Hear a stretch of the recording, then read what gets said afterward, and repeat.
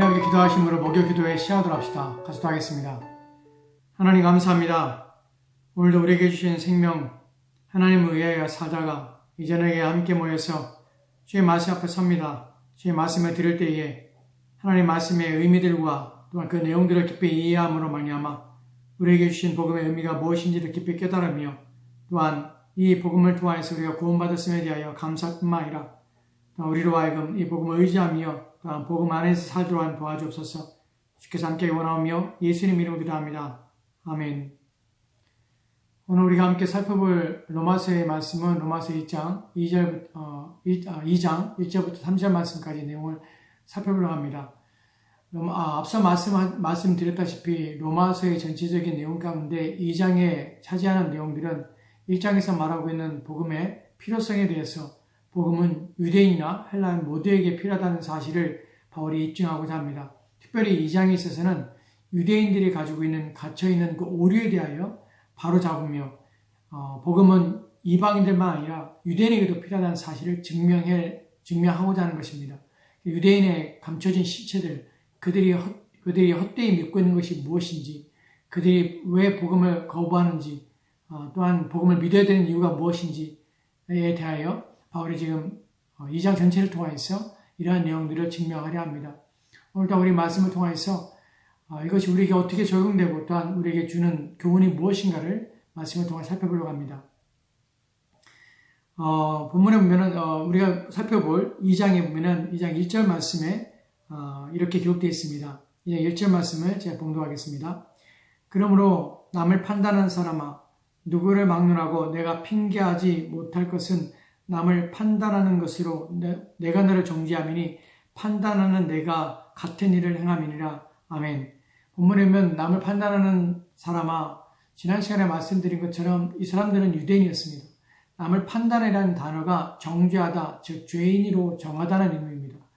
즉 유대인들은 다른 사람에서 비유대인을 대해서 이방인에 대하여 정죄하며 그들이 죄인이라고 선언합니다.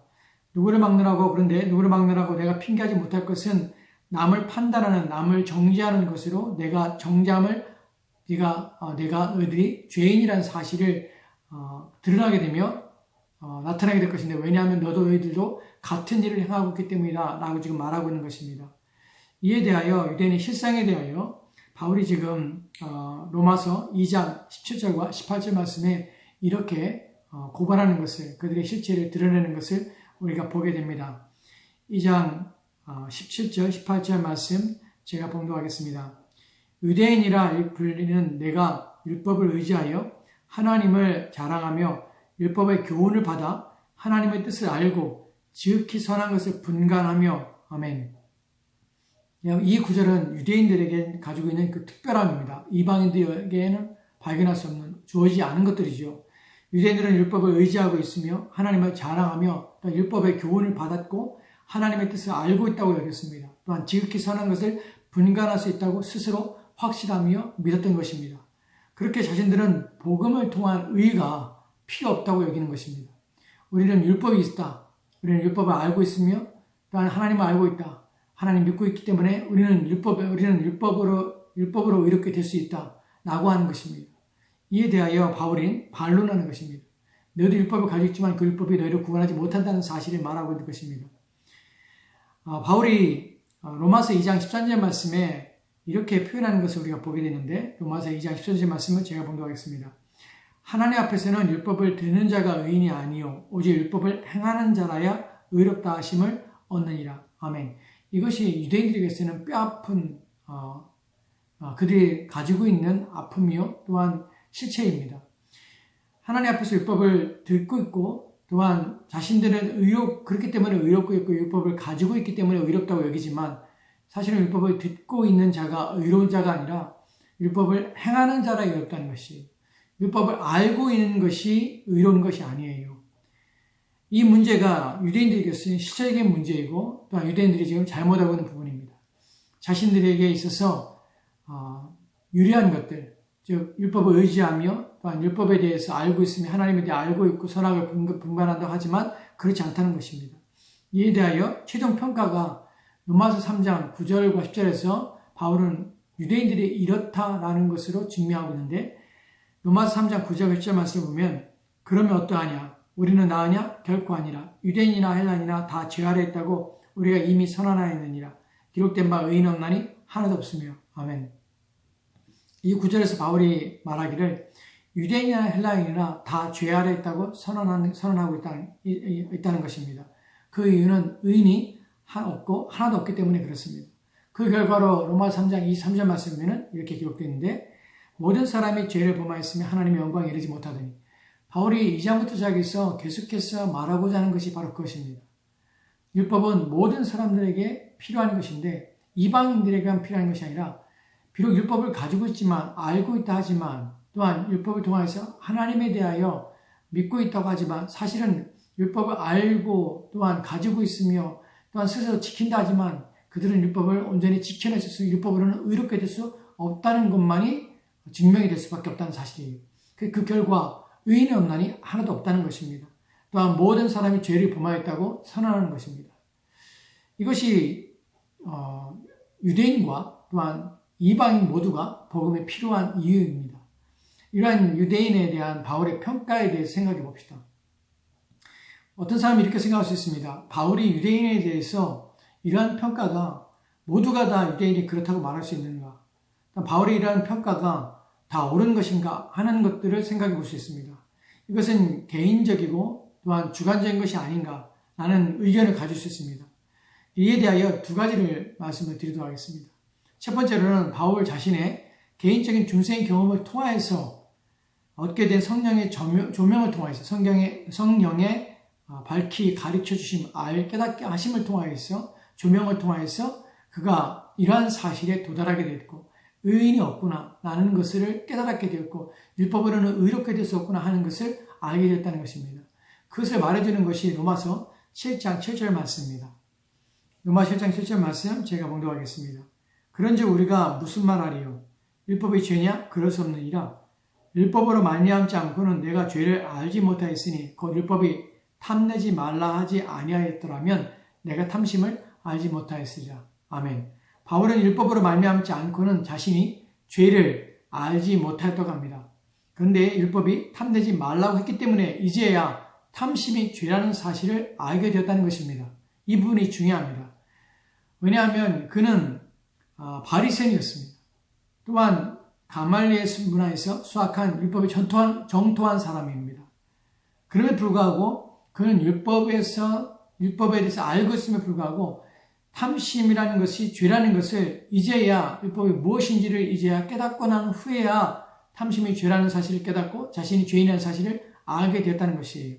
율법을 알고 있었지만 자신이 죄인이라는 사실, 탐심이 죄라는 사실에 대하여 깨닫지 못했다는 것이에요.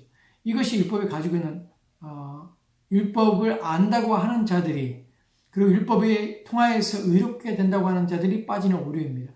즉 제대로 이해하지 못하는 것이에요. 왜냐하면 율법의 표면적인 의미만 알고 있지 율법의 내면적인 의미에 대해서는 제대로 깨닫지 못하기 때문에 그렇습니다. 유대인들이 그렇습니다. 이에 대하여 또다시 바울은 로마서 7장 9절 말씀에 이렇게 말씀하고 있는데 전에 율법을 깨닫지 못했을 때에는 내가 살았더니 계명의 이름에 죄는 살아나고 나는 죽었도다. 전에 율법을 깨닫지 못했을 때에는 내가 살았다는 표현을 사용하고 있습니다. 비록 그가 바리새인이며 가말리엘 문화에서 수학한 율법에 정통한 학자였지만 율법을 제대로 깨닫지 못한 것입니다. 표면적으로만 알고 있었던 것이에요.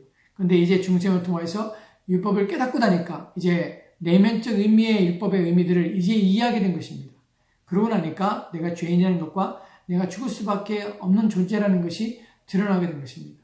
이런 내용은 우리가 예수님의 가르침을 통해서도 우리가 발견하게 됩니다. 유대인들은 사람을 죽이지만 않으면 살인죄를 범한 것이 아니라고 생각했습니다. 율법을 지켰다고 믿은 것입니다. 그런데 예수님은 형제에게 노하는 자들마다 또한 나가라는 자와 미련한 놈이라는 자들은 다들이 심판을 받고 지옥불에 던져진다고 합니다. 또한 간음에 대하여 뭐라고 예수님 말씀하십니까? 음욕을 품고 여자를 보는 자마다 이미 간음하였다고 합니다. 이것이 율법의 정확한 의도이며 또한 율법의 내면적인 의미인 것입니다. 우리가 십계명을 예전에 살펴볼 때에 이런 것들에 대하여 깊이 우리가 생각해 본 적이 있습니다. 우리는 대부분 하나님의 그 계명에 대하여 그것이 표면적인 의미를 알고 그것을 지켰다고 하지만 사실은 그 안에 담겨진 내면적인 의미를 우리가 이해하지 못하면 우리가 율법으로 의롭게 될 수 있지 않을까? 우리는 율법을 완전히 지킴으로 의롭게 되는 자들이 있지 않을까? 라는 생각을 할 수 있다는 것입니다. 전혀 그렇지 않다는 것이에요. 율법으로는 의롭게 되지 못한다는 것을 바울이 깨달은 것처럼 복음 안에 들어오면 하나님의 계명이 얼마나 깊이 있고 또한 그것이 표면적인 의미가 아니라 내면적인 의미를 담고 있기 때문에 지킬 수 없다는 사실을 율법을 통해서는 누구도 의롭게 될 수 없다는 사실을 깨닫게 된다는 것이에요. 예를 들어 봅시다. 십계명 가운데 도둑질 하지 말라는 말씀이 있습니다. 이것을 사람들은 남의 것을 훔치지 말라는 것을 이해합니다. 그러나 이것을 내면적 의미를 보면요.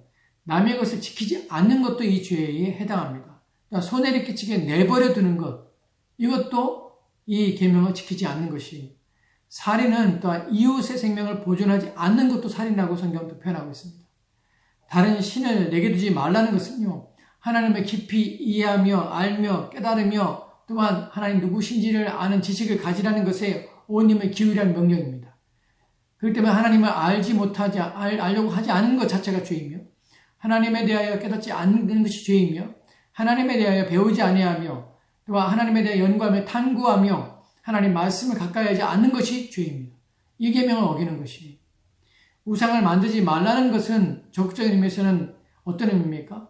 바로 하나님이 우리 가운데 주신, 우리가 만든, 우리를 위하여 새긴 우상이 아니라 하나님 우리 가운데 새겨주신 형상인 그리스도의 형상, 즉 하나님의 형상을 본받지 않는 것 자체가 두 번째 계명을 어기는 것이라는 사실입니다.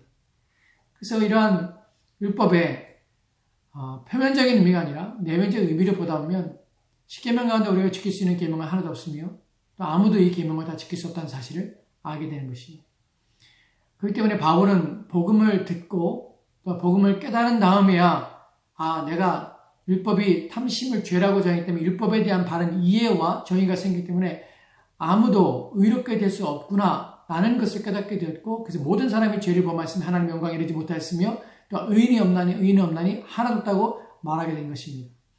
이제 두 번째로 바울이 그러한 최종적인 결과에 이르게 된 이유가 무엇인가를 살펴보면 죄는 양이나 또한 질의 문제가 아니라 본질의 문제라는 사실 때문에 그렇습니다.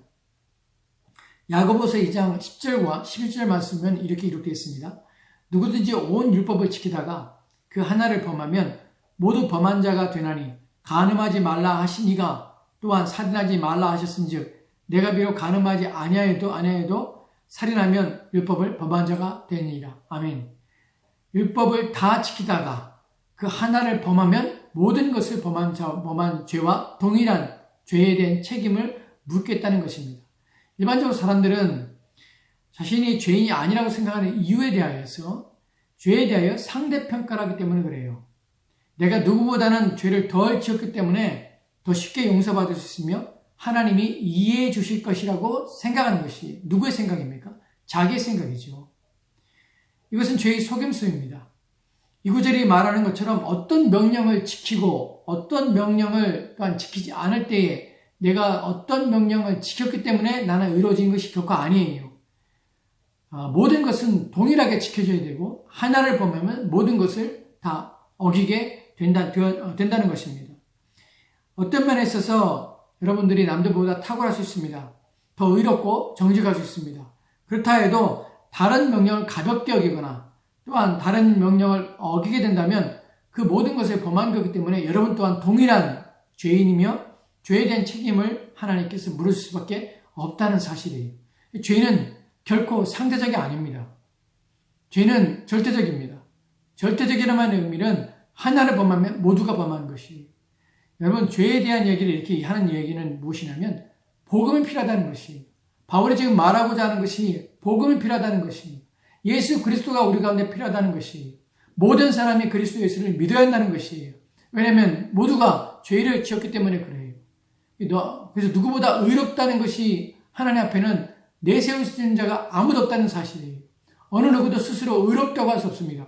그리스도 외에 그리스도를 붙잡지 않고 그리스도를 의지하지 않는 한 의롭게 되는 길은 없습니다. 그렇기 때문에 누구도 스스로 자랑할 수가 없는 것이에요.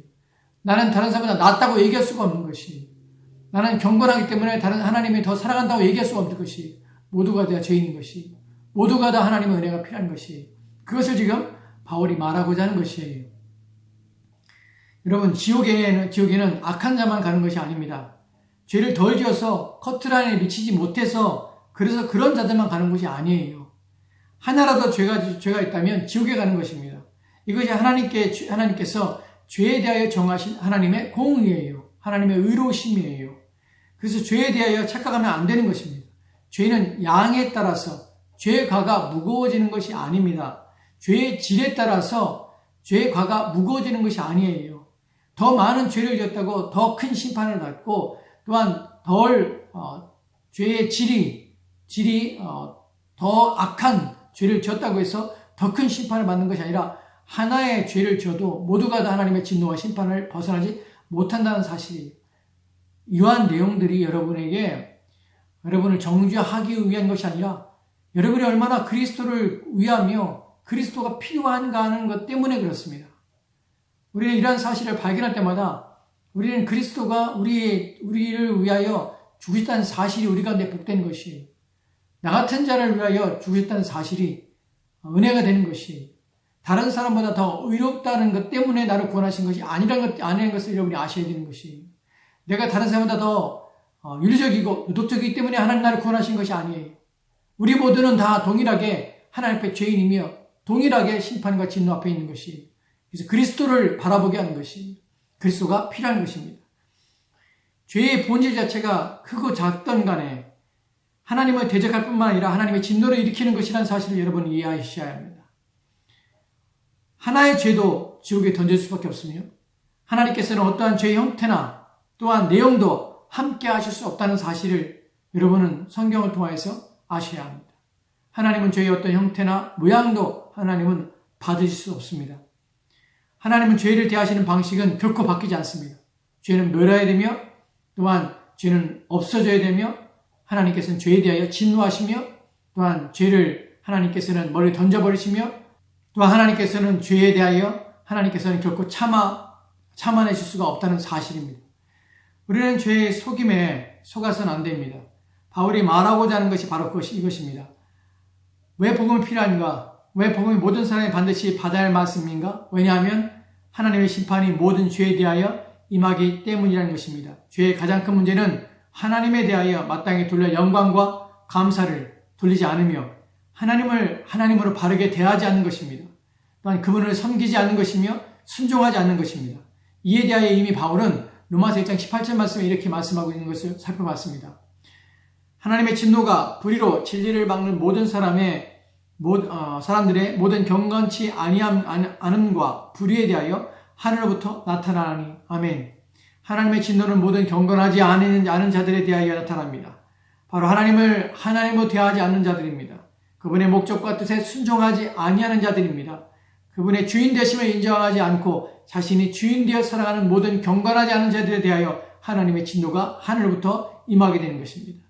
여기에는 세상의 기준이 하나도 적용이 되지 않습니다. 착하게 사는 것이나 도덕적으로 사는 것이나 윤리적으로 사는 것이 문제가 아닙니다. 죄의 가장 큰 문제는 하나님 앞에서 경건하지 않다는 것입니다. 하나님을 두려워하지 아니하며 하나님의 말씀에 순종하지 아니하며 그분의 뜻을 이루지 아니하는 것, 이것이 바로 불경건, 이것이 죄입니다. 하나님이 주신 생명과 시간을 자신의 즐거움과 만족을 위하여 허비하며 인생을 사는 것이 바로 죄입니다. 죄는 하나님에 대하여 향하는 것이며 하나님의 뜻을 저버리며 하나님의 계획에 대하여 따르지 아니하며 순종하지 아니하는 것입니다. 경건하지 아니하는 것, 하나님을 예배하지 않는 것, 하나님을 섬기지 아니하는 것, 하나님을 주인으로 모시고 살지 않는 것, 이 모두가 죄인인 것입니다. 이러한 삶을 사는 자들에게 하나님의 심판이 있는데 2장의 2절 말씀은 이렇게 말씀하고 있습니다. 이러한 일을 향하는 자에게 하나님의 심판이 진리대로 되는 줄 우리가 아노라. 아멘. 이러한 일을 행하는 자에게 하나님의 심판이 진리대로 되는 줄 우리가 안다고 합니다. 여기서 우리는 구원받은 자입니다. 우리는 압니다. 여러분은 아셔야 합니다. 하나님의 심판이 진리대로 된다는 것을. 하나님 바르게 믿고 그분이 누구신지를 아는 자들은 다 알게 되므로 하나님을 두려워하게 됩니다. 무엇을 두려워하는가 하면 하나님의 심판이 진리대로 된다는 사실을 두려워합니다. 이 말의 반대는 하나님의 심판은 사람의 감정과 정서에 따라서 되어지는 것이 아니라는 것입니다. 사람들이 죄를 어떻게 인식하며 이해하는가에 따라서 하나님의 심판이 임하는 것이 아닙니다. 이 정도의 죄라면 어느 정도 책임을 묻는 것이 마땅하며 이 정도는 이렇게 하는 것이 마땅하다라고 생각을 가질 수 있습니다. 모든 사람은 자신의 기준에 따라서 자신의 죄의 정도에 따라서 죄에 대한 책임과 또한 죄에 대한 심판을 결정할 수 있습니다. 그렇게 생각할 수 있습니다. 그러나 하나님은 이러한 사람들의 잣대와 기준을 가지고 심판하거나 판단하지 않는다는 사실입니다. 세상 법정에서도 판사의 성향에 따라서 죄에 대하여 다르게 판결할 수 있습니다. 그러나 하나님의 심판은 진리대로 됩니다. 이랬다 저랬다 하지 않을 뿐만 아니라 삐뚤어지거나 또는 공평성을 해치거나 그런 판결을 하거나 또한 편의를 가지고 판결하지 않는다는 사실입니다. 하나님의 심판이 진리대로 된다는 것의 첫 번째는 이런 내용을 담고 있습니다. 하나님의 심판은 다양한 기준을 가지고 계시지 않다는 것입니다. 다양한 기준을 가지고 계시지 않습니다. 유대인들에게 유대인에 대한 기준, 또한 이방인에게는 이방인에 대한 기준, 부자에게는 부자에 대한 기준, 가난한 자에게는 가난한 자에 대한 기준, 또한 배운 자에게는 배운 자에 대한 기준, 못 배운 자는 못 배운 자에 대한 기준을 하나님은 가지고 계신 것이 아닙니다. 하나님의 잣대는 공평하십니다. 하나님께서는 다윗이라고 편애하시고 그의 죄를 결코 묻어두지 않으셨습니다. 또한 모른 채 하지 않으셨습니다. 그의 죄에 대하여 무섭게 책망하시며 징계하신 것을 볼 때 하나님은 오직 한 가지 기준을 가지고 계시다는 것입니다. 이 부분이 하나님의 심판을 두려워해야 될 이유입니다.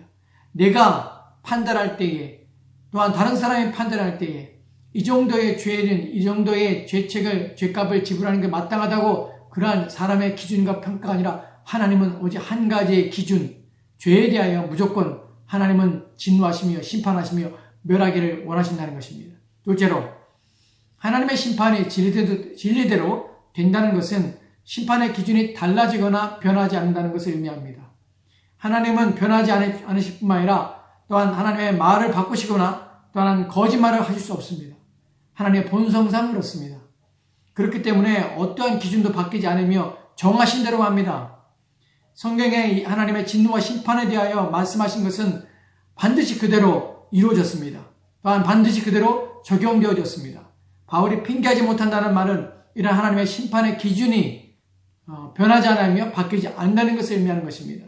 셋째로 하나님의 심판이 진리대로 된다는 것은 하나님은 외모로 판단하거나 또는 외형적인 행위를 보고 판결하시거나 또한 그러지 않는다는 것입니다. 하나님은 중심을 보시며 내면을 보신다는 것입니다. 하나님이 그 사람이 어떠한 일을 행했다고 해서 그 일 자체만을 가지고 판단하지 않으십니다.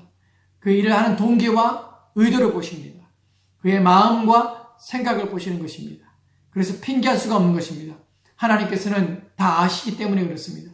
그 앞에서 숨겨지는 것은 있을 수가 없는 것입니다. 비록 그 결과가 선한 결과를 나타내고 그가 이룬 모든 것들이 선한 것들로 많은 사람이 유익이 된다 할지라도 그 마음의 동기가 불순하거나 경건하지 않거나 그 마음의 자만과 오만과 자기 의를 드러내기 위한 것이라면 하나님께서는 그것 또한 아시기에 그가 행한 모든 의는 헛된 것입니다. 하나님 이처럼 하나님께서는 외모나 또한 사람들의 행한 결과를 보고 판단하지 않으신다는 것입니다. 그렇기 때문에 바울은 로마서 2장 3절 말씀에서 이렇게 말씀하고 있는 것입니다. 이런 일을 행하는 자를 판단하고도 같은 일을 행하는 사람아, 내가 하나님의 심판을 피할 줄로 생각하느냐? 지금 이 첫 번째 내용은 유대인들에게 하는 말씀이죠. 자신의 기준과 생각에 따라 하나님의 심판을 받지 않을 것이고 믿고 확신하며 살아가는 어리석은 자들에게 바울은 내가 하나님의 심판을 피할 줄 아느냐? 라고 묻는 것입니다. 그럴 수 없습니다. 유대인만이 아닙니다. 우리 또한 마찬가지입니다. 우리 또한 하나님을 알고 있고 하나님 말씀을 읽고 있고 또한 정기적으로 예배를 참석하며 주일 예배를 드리고 주일을 지키고 있고 하나님 말씀에 순종한다고 하지만 우리의 마음과 생각이 경건하거나 또한 모든 불의에 떠나지 않는다면 하나님 말씀 앞에서 참으로 우리의 삶을 살아내지 않는다면 하나님 말씀을 듣는 것을 족한 것이 아니라 하나님 말씀을 배우는 것이 족한 것이 아니라 하나님 말씀대로 따라 살지 않는다면 우리는 하나님의 심판과 하나님의 진노에서 결코 벗어나거나 또한 당하지 않은 일에 우리는 그곳에 참여할 수 없는 것입니다. 우리의 죄의 기준과 판단은 하나님 앞에 있습니다. 하나님이 말씀이 우리의 기준이고 또 하나님의 죄에 대하여 말씀하시며 경고하시는 것이 우리의 기준입니다. 그분이 나를 어떻게 생각하시고 나의 마음의 생각과 행동과 삶이 하나님 앞에서 어떻게 비춰지고 보여질 것인가를 생각해야 합니다. 참된 신자는 하나님의 심판이 진리대로 되는 줄 알기 때문에 이 엄하신 하나님의 심판을 피하기 위해 자신의 기준과 잣대가 아니라 하나님의 말씀에 근거하여 날마다 자신을 돌아보고 말씀의 거울 앞에 자신을 비춰보아 흠과 티가 없도록 자신을 회개하며 날마다 자신을 깨끗하게 하며 경건하며 거룩하게 하는 일에 온 힘을 기울일 수밖에 없다는 사실입니다. 이것이 이러한 삶이 바로 저와 여러분의 삶이 되어야 되는 것입니다. 기억합시다. 모든 사람은 복음 필요합니다. 왜냐하면 죄인이기 때문에 그렇습니다. 예수 그리스도가 필요합니다. 또한 그분을 필요한 이유가 우리의 죄 때문에 죄의 문제를 해결하기 위해서 그렇습니다. 또한 예수 그리스도를 믿는다는 것 자체만으로 내가 안다는 것 자체만으로 우리의 죄 문제를 해결하는 것은 아닙니다. 스스로 날마다 자신을 깨끗하게 하며 자신을 돌아보아 우리의 자신 안에 불경건함이 있거나 또한 우리 마음에 불의함이 있다면 그것을 씻어내는 일들과 자신을 깨끗하게 하며 하나님 말씀 앞에 늘 순종하려고 애쓰며 경건하게 살려고 애를 쓰며 수고하지 않는 한 우리에게는 하나님의 판단과 심판은 진리가 되기 때문에 우리가 교회를 다닌다는 이유만으로 또한 우리가 하나님을 알고 있다는 이유만으로 하나님 믿는다고 고백하는 것만으로 우리의 구원이 또한 하나님의 진노와 심판에서 받지 않는 자리에 우리가 서게 될 것이라는 것은 착각이며 또한 선민한 사실을 기억합시다. 그리고 두렵고 떨림으로 질대로 대한 하나님의 심판에 대하여 불변하신 하나님의 심판에 대하여 우리가 두려움으로 우리 날만 날들을 우리 자신의 거룩함과 순결함으로 하나님 말씀 앞에 순종하며 사는 일에 온 힘을 기울여서만 합니다. 기도하겠습니다. 하나님 오늘 우리의 주의 말씀을 통하여서 하나님의 심판이 진리대로 이루어진다는 사실을 알게 하옵소서. 행여 우리가 착각함으로 말미암아 우리 자신을 안전하다, 평안하다, 괜찮다 여기며 자신의 삶을 바꾸지 아니하며 날마다 자신을 돌아보지 아니하며 자신 안에는 죄와 싸우지 아니하며 끊임없이 거룩하며 또한 순결하게 애쓰지 아니하며 하나님을 닮아가는 일에 순종하지 아니하므로 우리가 그럼에도 불구하고 우리 스스로 착각하여 우리는 이러한 우리의 행위 때문에 이러한 우리의 마음 때문에 하나님께서 우리를 안전하게 하시며 또한 심판에서 진노에서 우리를 구원해 줄 것이라는 착각하지 않도록 도와주옵소서. 진리로 된다는 사실 앞에 편견이 없으시며 또한 모든 것을 아시는 하나님 앞에 우리가 감출 수 없다는 사실 알고 우리 내면과 우리의 마음의 방향이 하나님을 향하여 있게 도와주시고 날마다 진리를 삼아하며 그 앞에 순종하는 일에 온 힘을 기울이도록 도와주옵소서. 주께서 우리를 구원하시기 소망하며 감사드리며 예수의 이름으로 기도합니다. 아멘.